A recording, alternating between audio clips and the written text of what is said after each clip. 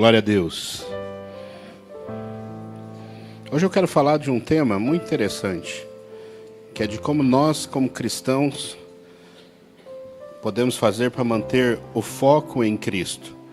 E eu sei como isso é difícil, porque nós temos um inimigo que investe tempo, que trabalha em nossas vidas para que o nosso foco seja perdido constantemente. Porque quando ele nos desvia do nosso foco, nós perdemos bastante tempo. E um texto que eu usei aqui, novamente, de uma mensagem que eu preguei anteriormente, na realidade uma pequena passagem, é sobre a conquista da terra de Israel, de Israel, né? Daquele território. Apesar de ter atrasado 40 anos, a terra não deixou de ser conquistada, mas foi atrasada. A promessa não deixou de existir, mas ela foi atrasada. Pessoas ficaram pelo caminho por conta da desobediência. A promessa se manteve, mas o atraso aconteceu. O que eu quero dizer com isso? Um atraso de 40 anos fez com que pessoas, pela infidelidade, não entrassem. Mas teve pessoas que não viveram mais do que isso. Porque quando você fala de um atraso de 40 anos, uma pessoa que tenha 70, você está dizendo que ela não vai viver mais aquilo. Então, quando nós atrasamos uma promessa, principalmente como comunidade, como igreja, como povo, como nação, nós estamos privando pessoas de vivê-la. E nós vamos passar 40 anos sofrendo para depois viver uma coisa que nós passar por coisas que nós não precisávamos ter passado. Você entende isso? Abra sua Bíblia aí em Mateus.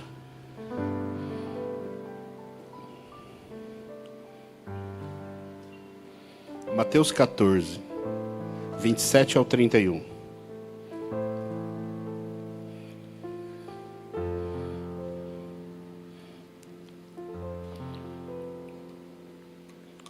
Mateus 14, 27. Diz assim: Jesus, porém, lhe falou, dizendo: tende bom ânimo, sou eu, não temais. E respondeu-lhe Pedro e disse: Senhor, se és tu, manda-me ir contigo por cima das águas. E ele disse: vem. E Pedro, descendo do barco, andou sobre as águas para ir ter com Jesus.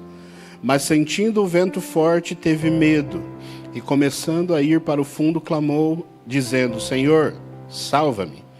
E logo Jesus, estendendo a mão, segurou e disse: homem de pouca fé, por que tiveste dúvida? Amém? Esse é um texto que é muito conhecido, muito visitado por nós, né? E ele começa a falar do caminhar de Pedro nas águas, né? E uma coisa interessante aqui, que eu falei que o tema da mensagem era manter o foco. Nós temos que entender que Pedro, enquanto ele tinha o foco em Jesus, ele conseguiu desafiar a lei da física. Enquanto ele tinha o foco em Jesus, ele conseguiu fazer coisas que nunca mais ninguém conseguiu fazer. Enquanto ele tinha o foco em Jesus, ele conseguiu caminhar sobre as águas. E aí, no momento onde ele muda o foco, a tempestade começa a piorar um pouquinho, o vento começa a ficar mais forte, e ele muda o foco de Jesus e começa a colocar o foco na tempestade. E aí, naquele momento, ele começa a afundar. O que eu quero dizer para você aqui? Enquanto nós tivermos o foco em Jesus, seja qual for a nossa luta, seja qual for a nossa dificuldade, Ele está tratando. Mas quando nós tiramos os olhos de Jesus e começamos a olhar para a dificuldade, para a luta, para a perseguição, para a pressão que nós estamos sofrendo, nós deixamos de viver o que Deus está querendo que nós vivamos e passamos a viver o medo, o engano do diabo e seja lá o que for. Você entende isso? Nós temos que focar a nossa vida em Jesus. E nós temos que ser práticos, né? Existem situações que nós vivemos em que nós reclamamos. Quem que reclama aqui? Hã? Eu estou levantando a mão porque eu reclamo também. Não é uma pergunta. E quando você reclama, resolve? Hã? Porque se reclamar, você fala, vamos fazer uma reunião de reclamação aqui, né? Vamos reclamar e nós vamos resolver nossos problemas. Reclamar resolve? A gente fica no mesmo lugar. Só que quando nós começamos a reclamar, isso quer dizer que o nosso foco mudou. Nós começamos a olhar para a dificuldade, para a luta, para aquilo que a gente acha que é injusto, porque eu não merecia isso, porque eu não devia estar passando por isso. Porém, quando a gente olha para Jesus, Jesus ele tem comprometimento em nos fazer sair dessa situação. Jesus ele é comprometido com a nossa vitória. Porque vamos lá, se ele tivesse aquém das nossas dificuldades, ele não precisava ter morrido na cruz. Nós já entendemos que morrer na cruz foi uma decisão dele. Ele não foi obrigado. É ao contrário, ele disse assim: se tiver outra solução, faz, porque eu não estou afim. Se for possível, passe de mim esse cálice sem que eu beba. Mas ele decidiu beber por conta de você. Ele decidiu passar por isso. E ele não faria isso se fosse para nós vivermos uma vida de sofrimento. O processo para entender algumas coisas em nossas vidas, ele é diferente de uma pessoa para outra. Mas a fonte é a mesma. Quando nós olhamos para Jesus, nós conseguimos fazer coisas que ninguém consegue fazer. Quando nós olhamos para Jesus, nós podemos andar sobre as águas. Quando nós olhamos para Jesus, nós podemos desafiar a lei da física. Porque é possível andar sobre as águas? Porque vamos lá, né? Todo mundo já tentou. Ainda mais esses crentes que vai para os acampamentos e fica tentando correr assim. Não foi? Todos nós já tentamos. O Otávio, eu já vi fazendo isso, inclusive. Entendeu? O Otávio eu já presenciei. Percebe isso? E não é possível. Dependendo do preparo físico, ele consegue andar 2 segundos assim, porque na realidade é mais o tempo de antes de cair, né? Mas isso não é possível. E Pedro conseguiu. Pedro conseguiu andar sobre as águas, porém, enquanto ele tinha os olhos em Jesus. Quando os olhos dele dividiu com a dificuldade, ele perdeu a possibilidade. Porque não está em nós, né? Não é uma habilidade nossa. Não é uma capability que você pode adquirir. Fala, vamos treinar e vamos andar sobre as águas. É milagre. É milagre. E o que eu quero dizer usando esse texto hoje é que Deus pode fazer coisas extraordinárias em nossas vidas. Só que nós precisamos estar de olho nele. Deus ele pode transformar o que for preciso. Mas nós precisamos estar de olho nele. E se a gente for pensar, um dia tem 24 horas, durante um dia apenas, não estou falando da nossa vida, o quanto que a gente fraqueja, o quanto que a gente duvida, o quanto que a gente perde a fé, o quanto que a gente questiona onde não tem que questionar. Entende isso? É só a gente olhar para a nossa vida. Porque é muito interessante, né? Às vezes a gente vive bons momentos em nossas vidas. Eu vou falar, por exemplo, de carreira, né? Quem já teve um bom momento de carreira, assim, que você fala assim, estou bem, estou caminhando. Você sabe qual a certeza que esse tempo que vai acontecer? É que ele vai acabar. Essa é a certeza que nós temos. E é por isso que quando você está indo bem na tua carreira, celebra mesmo, posta foto no Instagram, ajuda as pessoas. Faz isso aí. Porque vai cair. Porque nós não estamos sozinhos no mundo. Outras pessoas vão ter oportunidades, outras pessoas vão aparecer, outras pessoas vão fazer o que a gente faz um pouco melhor. E aí você corre de novo, se ajusta e vai e faz de novo. Mas a única certeza é que quando a gente está muito bem é que a gente vai cair um pouco. Logo, logo. E o ao contrário também é verdadeiro. Quando a coisa está muito ruim, fique tranquilo. A certeza é que já já vai melhorar. Mas seja no momento bom ou no momento não muito bom, o que não pode mudar é onde os nossos olhos estão olhando. Porque se nesses momentos, seja ele bom ou seja ruim, nós estivermos com os olhos em Jesus, eu sei que nós vamos tirar o melhor dessa situação. Porque tem algumas frases de internet que fazem sentido, né? Eu nunca perco. Pelo menos eu aprendo alguma coisa. Entenderam? Tem hora que a gente ganha, que a gente é vitorioso, mas no pior momento a gente aprende alguma coisa. Não é verdade? E apesar que a gente fala de ganhar e de perder, isso tem uma conotação muito pessoal, né? Porque às vezes a gente está num momento horrível, que você está querendo se esconder, você passa a vida reclamando, aí vem uma pessoa e fala assim, eu queria ser igual a você. Aí eu falo, misericórdia, não faz isso. Se Deus passar por aqui, escutar e falar amém, você vai ver o que é bom. Mas não é assim? Veja, a gente está num pior momento, ruim, sofrendo, dolorido, pedindo para Deus mostrar para alguém, para te socorrer, que você já não tem mais coragem nem de pedir. Aí vem uma pessoa e fala assim, nossa, eu gosto tanto, te admiro tanto. Eu vejo você como um exemplo. Não é assim que funciona? Não é assim? Seja qual a situação que nós estivermos passando, meu irmão, nós não podemos desanimar. Nós temos que olhar para Jesus.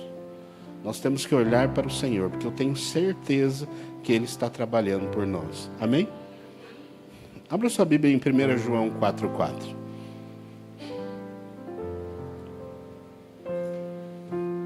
1 João 4,4 fala assim, ó, filhinhos, vocês são de Deus e os venceram, porque aqueles que estão em vocês é maior do que aquele que está no mundo.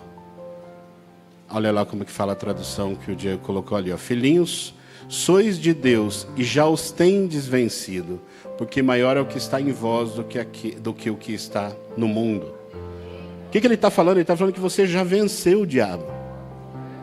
Você já é vitorioso. E o que a Bíblia diz aqui é que você é de Deus. Então não importa o que o diabo está dizendo para você, não importa se você está desanimado. O que a palavra diz sobre você é que você é de Deus. E que você é vitorioso. E como o diabo ele é do contra, e ele já sabe que você é vitorioso, que você é de Deus, que você tem dono, que ele não pode tocar em você sem que o Senhor permita, ele tenta de alguma maneira te atrasar. Ele mexe no seu foco, ele arruma uma confusão sua com alguém, mas o que você não pode esquecer é que aquele que está em você é maior. Olha Pedro, né? Quando ele olhava o tamanho de Jesus, ele conseguia andar sobre as águas. Quando ele olhava o tamanho da dificuldade, ele afundava. Cada vez que a gente olha para o lado, a gente, além de ser atrasado, de perder a oportunidade, o diabo consegue mudar o nosso foco, e aí ele está conseguindo fazer o que ele precisa. Porque ele não pode tocar em você, você tem dono. Mas ele conseguiu te mudar. Existem problemas em nossas vidas que eles têm o tamanho da nossa fé. Existem coisas em nossas vidas que a gente olha com um tamanho tão grande. Eu já falei um exemplo parecido com esse aqui em outro momento. E aí a gente fala assim, quando você vai conversar com alguém, você sente vergonha. Não é? Porque você vê aquele negócio tão grande, mas quando você vai contar para alguém, você fala assim, aquela formiga morde. É mais ou menos assim. Você via do tamanho de um leão, de um tigre, de um elefante com pescoço de girafa. E aí quando você vai contar para alguém, você fala assim, essa formiga morde que incomoda, né? Aí você fica com vergonha. Você fala assim, gente, é isso aí que me tirou a paz por 15 dias. Entende isso? Tem lutas em nossas vidas que ela tem o tamanho que a gente dá. E aí a impressão que dá é que nós gostamos disso. A carência do ser humano é uma loucura, né? Quem é carente aqui? Hã? Uma pessoa é sincera, o restante estão mentindo. Porque se tem um povo que é carente, é o crente. Entendeu? O povo carente. Entendeu? Percebe isso? Aí a gente vai lá e fala com o Senhor, assim, fala, Senhor, está difícil, eu não aguento mais, isso e aquilo. E aí a gente fica naquela. E aí quando a gente vai contar para alguém, a gente percebe o quão carente nós somos. E a carência se vence com uma decisão, né? Não é isso? A carência se vence muitas vezes. É lógico que existem situações que nós precisamos de um tratamento, enfim. A pastora Ana está aí para isso, inclusive. Mas existem coisas que é só tomar uma decisão. Concordam? Hã? Nós temos dono, né? O Espírito Santo, ele habita em nós. E falar que nós somos casa do Espírito Santo e a gente não conseguir enxergar o tamanho que o nosso Deus tem, e qualquer dificuldade que nós passamos nos derruba, isso é muito fraco.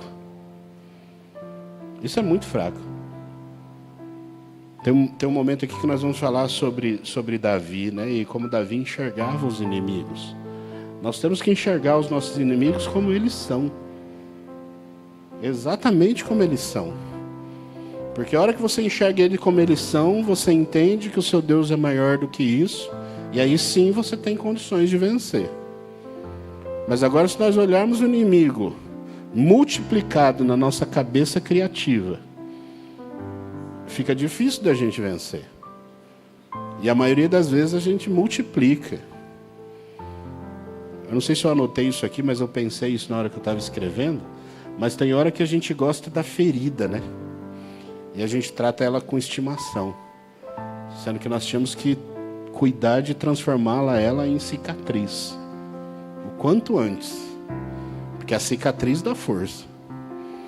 A cicatriz traz a memória, né? Você fala, eu venci. Entendem isso?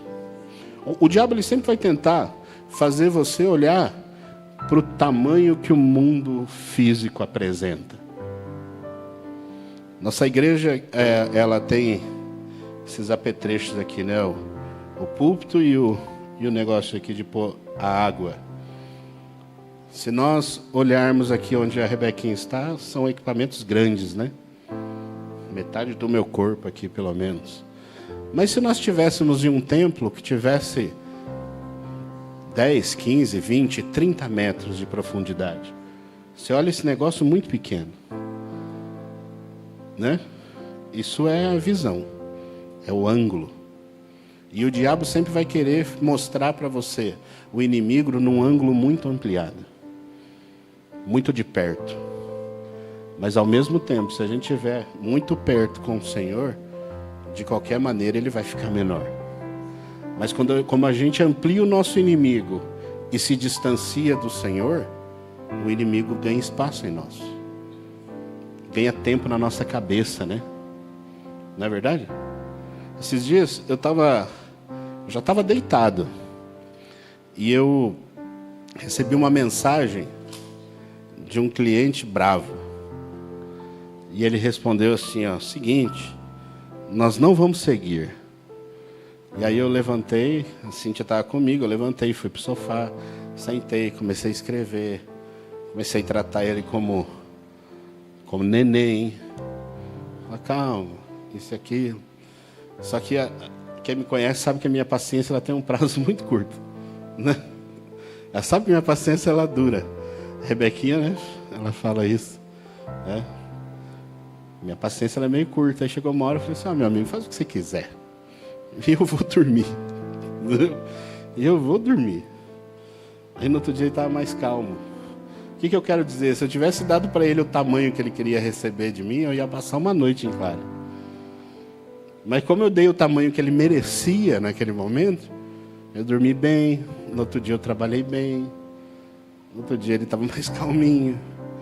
E seguimos. Entende? O diabo quer mexer na sua casa. O diabo quer mexer na sua casa. E aquela noite que ele queria fazer é mexer na minha casa. E eu falei para ele assim, é o seguinte, você faz o que você quiser dentro da sua empresa. Na minha empresa quem manda sou eu. E eu é que decido como as coisas funcionam. Então amanhã você me conta o que você quer, tá bom? Eu vou dormir. E fui. Você entende isso? Eu não estou falando de você ser mal educado, ser grosseiro. Não é nada disso que eu estou dizendo. Eu estou falando de você se posicionar onde tem que se posicionar. E na sua casa ninguém mexe. Inclusive o diabo. Quando o diabo queria tirar a sua paz, ele falou assim, é o seguinte, na minha casa ninguém mexe, então eu vou dormir. Fica aí, atormentado. Entende? Mas se a gente pega aquele negócio e dá o tamanho que é, você começa a fazer conta, falar, se eu fazer isso, fizer isso com ele, tem tanto aqui em jogo, tem tanto... Aí você deu o tamanho que ele queria.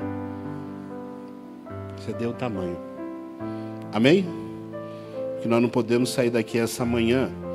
Se estamos fazendo isso, é continuar dando o tamanho que a luta, a perseguição, a pressão, o diabo tem. Amém? Está pronto para colocar ele no tamanho que ele é? Você entendeu que você tem dono? Você entendeu que ele não tem poder? Você entendeu o que disse aqui no texto? Que fala que você... Opa, sumiu. Que você é de Deus. 1 João 4,4 fala assim: eu sou de Deus e eu já venci você. Então para de bater o pé. Para de ser mimado. Porque aqui não tem, eu conheço a palavra. Eu conheço a palavra. E a palavra diz que eu sou vencedor e que eu já te venci. Amém? Você concorda que muitas vezes a gente perde tempo com o diabo? Opa!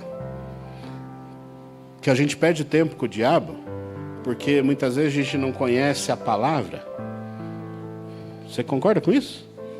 Que às vezes falta argumento para a gente. Sabe? Que às vezes falta a gente organização para a gente confrontar ele. E a gente tem que pegar esses versículos que são chave e grudar em algum canto para ele ficar decorado, né?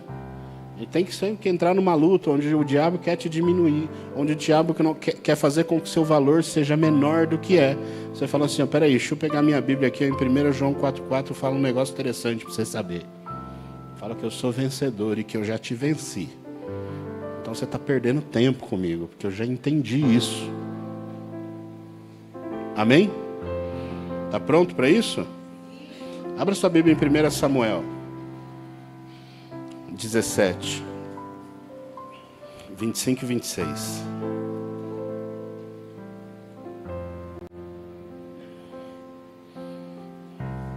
E diziam os homens de Israel: viste aquele homem que subiu, pois subiu para afrontar a Israel. Há de ser, pois, que o homem que o ferir, o rei o enriquecerá de grandes riquezas e lhe dará a sua filha, e fará livre a casa de seu pai em Israel. Então falou Davi aos homens que estavam com ele, dizendo: que farão aquele homem que ferir este filisteu e tirar a afronta de Israel? Para aqui um minutinho. O que ele estava dizendo aqui? Ele está falando: peraí, confirma para mim. Qual que vai ser a premiação? Qual que vai ser o prêmio que esse homem vai receber que vencer esse gigante? Era isso que ele estava preocupado. Ele não está dizendo assim: ó, ele é grande, ele é treinado, ele é forte. Ele está falando: não, peraí, eu quero que confirmem para mim o que vai ganhar esse homem. Ele vai ganhar uma esposa, não vai pagar mais imposto, vai ganhar uma casa no melhor bairro. É isso mesmo que eu escutei? É isso que eu escutei? E aí ele termina dizendo assim: quem é, pois, este incircunciso filisteu para afrontar o exército do Deus vivo? Olha que coisa interessante, duas características muito grandes aqui. Primeira coisa, ele se preocupou com o que ele ia ganhar. Qual que era a recompensa? Qual a recompensa que ele ia ganhar em vencer o filisteu? E muitas vezes a gente fica lutando luta que não tem recompensa. Você já percebeu? Você está lutando por uma posição, você está lutando por um cargo, você está lutando por um reconhecimento, você está lutando por um negócio que não tem recompensa. Quer que eu dê um exemplo de uma luta que não tem recompensa? Quem compra coisa pela internet aí? Eu também. O melhor momento é a espera. Ou luta sem recompensa. Quando você abre a caixa, acabou a graça. O bom é ficar esperando. Ligo para a vizinha, falo: vizinha, vai chegar um negócio aí, não tem ninguém em casa, fica de olho. Recebe para mim. Aí liga na síndica e fala: recebe para mim, não posso perder. Quando você pega, você fala: que luta sem recompensa. Entende o que eu quero dizer? A gente fica lutando luta que não tem recompensa. A gente fica brigando com o vizinho, com o fulano, com o irmão, com a pessoa, sabe? Porque ele pegou meu lugar, era para mim ter feito, ele que fez, era para ter falado, ele que falou. A ideia era minha, ele falou como que fosse dele. É luta sem recompensa. Você vai lutar por aquele negócio, eu vou falar, viu? Mas Davi, ele sabia o que ele queria aqui. Ele estava lutando por uma luta que tinha recompensa. Então ele pensou primeiro na recompensa. O que vão fazer por essa pessoa que vencer esse filisteu? O que eu quero dizer, entre nas lutas, mas as lutas que têm a recompensa. E a segunda coisa aqui que ele diz assim, ele sabia exatamente quem ele era, onde ele estava posicionado, quem era o Deus dele. Ele falava assim, ó, quem é, pois, este incircunciso filisteu para afrontar os exércitos do Deus vivo? Ele sabia quem ele era, porque aqui não era uma luta de um exército, era uma pessoa, não era? Mas ele sabia quem estava cobrindo ele. Ele sabia quem estava cobrindo. E muitas vezes a gente investe em lutas que não tem recompensa e lutamos lutas sem saber quem está nos cobrindo. Porque se nós soubéssemos que o Deus de Israel está a nosso favor, se nós tivéssemos certeza disso, eu tenho certeza que a nossa inteligência emocional seria uns 70% melhor. Que é só saber de um pequeno desafio assim que a gente nem dorme. Sabe? O que está acontecendo? Não é que eu tenho uma reunião de trabalho amanhã e você não está dormindo por isso. Não sabe o que é? Amanhã tem uma prova para fazer e você não está dormindo por isso. Você entende o que eu estou querendo dizer? Eu não estou dizendo que a gente tem que ser desleixado com as coisas. Mas a gente tem que se preparar, fazer a nossa parte e descansar no Senhor. A gente não pode relaxar e falar assim, não, Deus está na frente. Se você não souber, Deus vai lembrar o quê? Vai lembrar que você não se preparou. Mas se você está preparado, está pronto para aquilo, está empenhado naquele assunto, o momento de descansar ele é tão importante quanto o da preparação. E é uma demonstração de fé. Fala, eu vou confiar no Senhor. Entende isso? A palavra de Deus em Apocalipse diz que são ruas de ouro, né? Mar de cristal. Mas é para aquele que vencer. Isso pressupõe que é uma luta. Isso pressupõe que tem batalha. Mas que nós temos condição de vencer. Amém? Porque os desafios, eles movem a gente para o destino da gente, não é verdade? Tem desafio que a gente passa que é tão dolorido durante o acontecimento, mas depois a gente enxerga claramente que se não tivesse passado por aquilo, nós não teríamos condições de viver o que Deus nos entregou. A gente vê claramente, fala assim, se eu não tivesse tido essa preparação, se eu tivesse assumido tal coisa, se eu tivesse recebido tal coisa, há 1 ano atrás, eu não teria condições de fazer. Você concorda comigo?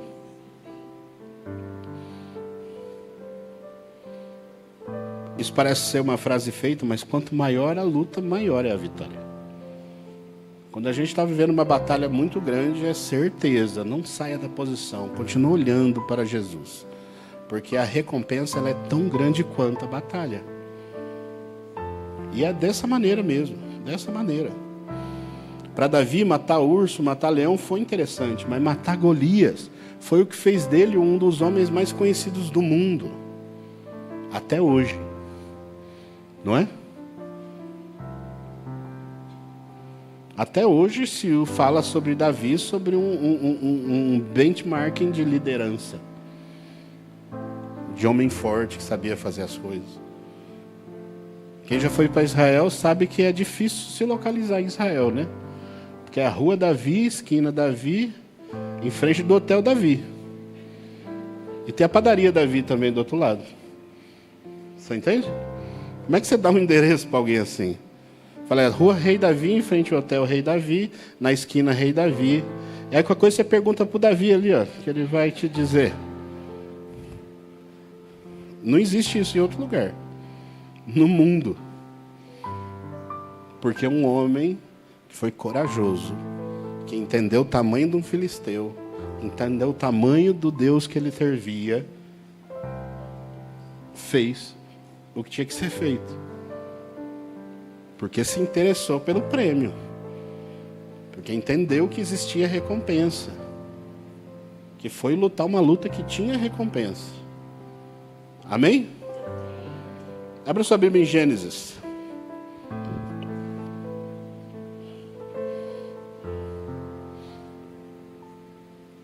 Gênesis 3, do 1 ao 5.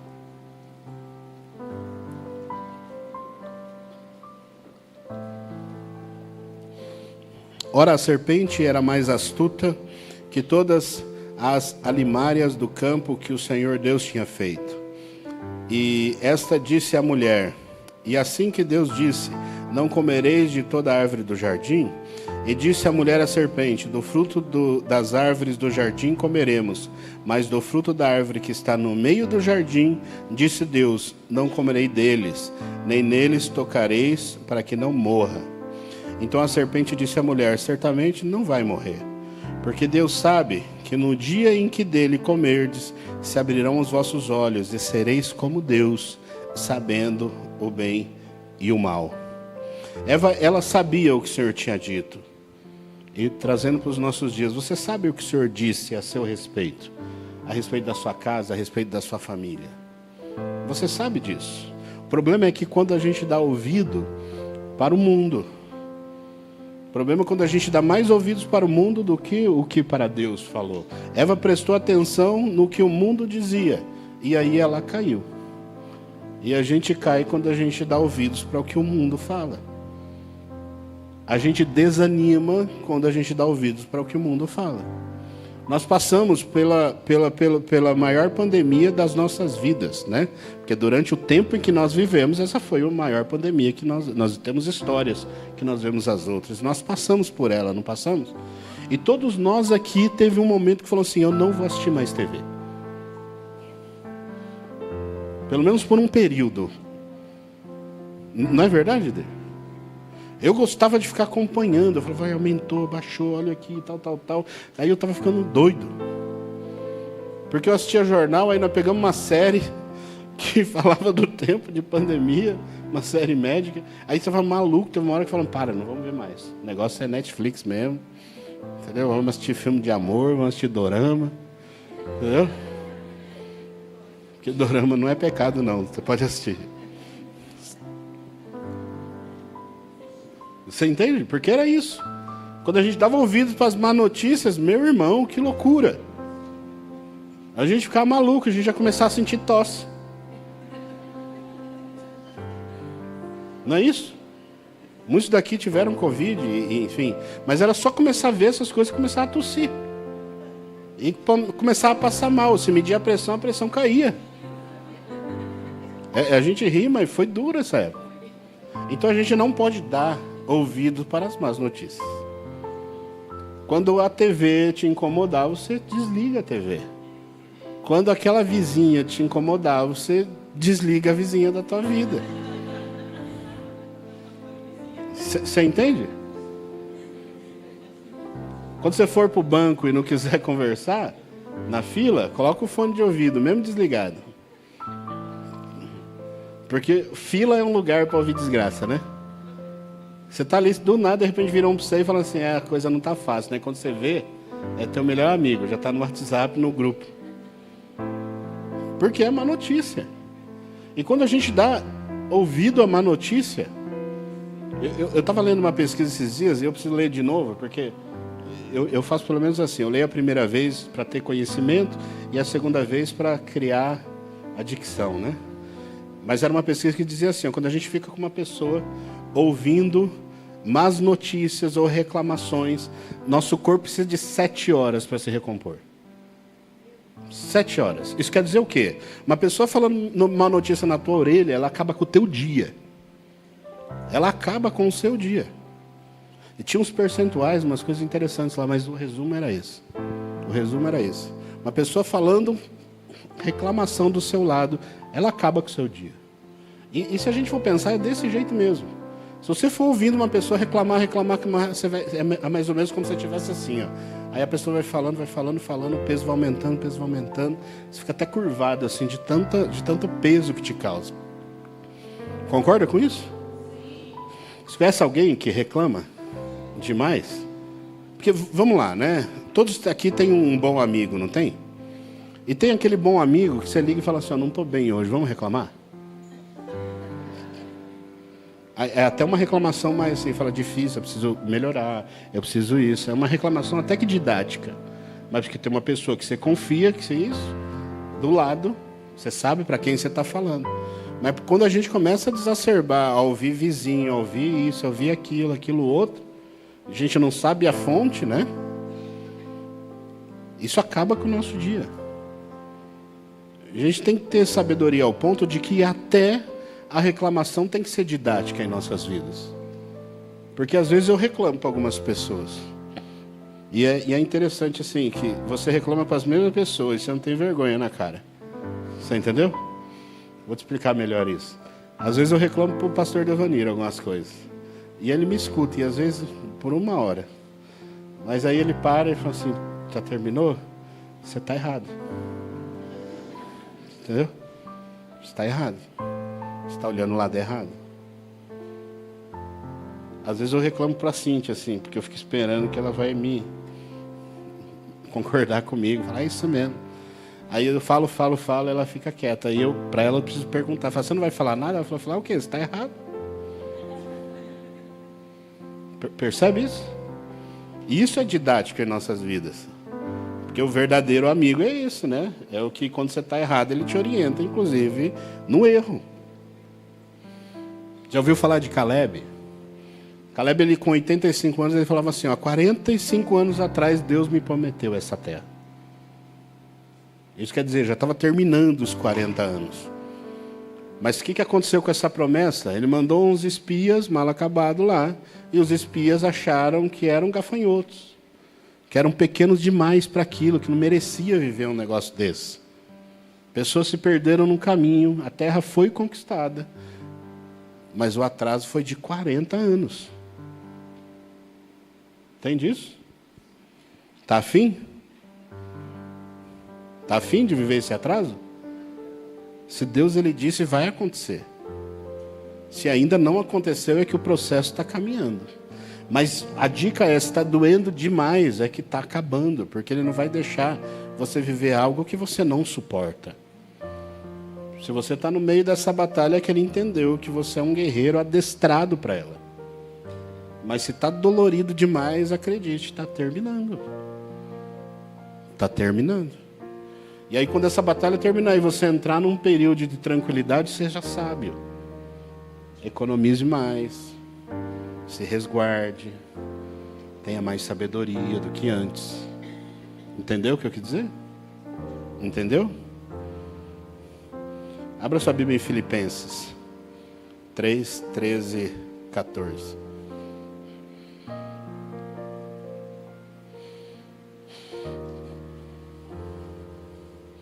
Irmãos, quanto a mim, não julgo que o haja alcançado, mas uma coisa faço, e é que, esquecendo-me das coisas que para trás ficaram e avançando para o que estão diante de mim, prossigo para o alvo, pelo prêmio da soberana vocação de Deus em Cristo Jesus.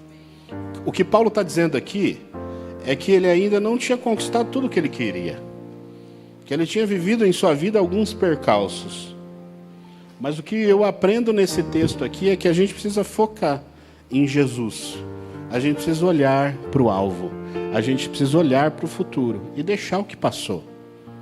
Porque tem uma coisa que é muito interessante. A gente deixa, às vezes, as nossas vidas presas em coisas do passado. Não é verdade? E se a gente for vasculhar, eu tenho certeza que cada um aqui tem uma coisa do passado que incomoda. Eu tenho certeza absoluta disso. Coisas que quando vem ao nosso pensamento, quando nós lembramos, aquilo nos machuca ainda. E isso, certeza, que é uma porta. É uma porta que o diabo tem para agir, atrasando você. Que assim como o apóstolo Paulo, a gente tem que entender que o que passou, ficou para trás. E que eu tenho que ir em busca do alvo. Para aquilo que Deus tem para mim. O grupo de louvor pode já ir se posicionando. Tem uma coisa que a gente nunca pode abrir mão, é que nós somos perdoados. E se tem uma coisa que nos acusa todo dia, é o diabo a respeito dos nossos erros do passado. E a gente tem que falar assim como o apóstolo Paulo, o que ficou para trás, ficou.